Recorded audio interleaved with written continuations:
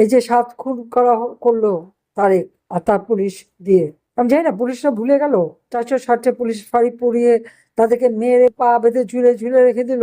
আর সেই পুলিশ এখন এই 7-7টা খুন করা খুনিদেরকে বাঁচানোর জন্য তারা কঠোর নির্দেশনা জারি করে।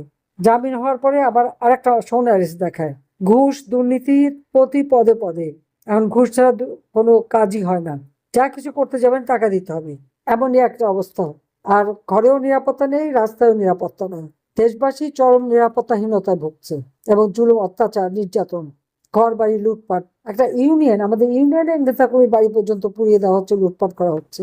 আওয়ামী লীগ নিষিদ্ধ করবার কোনো অধিকার তাদের নেই, কারণ তারা অবৈধ ক্ষমতা দখলকারী এবং সান্ধ্য ভোটে ক্ষমতাসীন।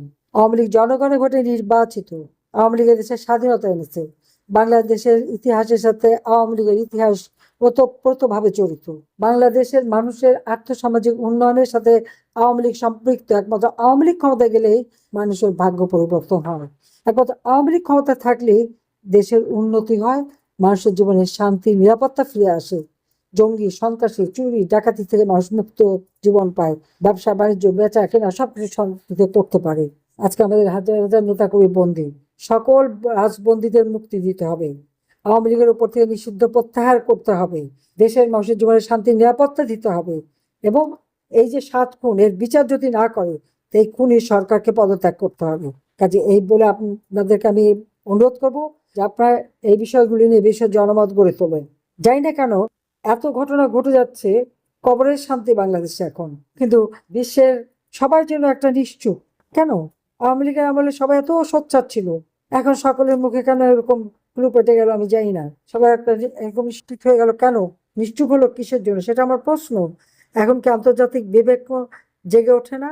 এত খুন খারাপি, রক্ত, লাশের পর লাশ যাচ্ছে, কবরে লাশ, পুকুরে লাশ, জঙ্গলে লাশ।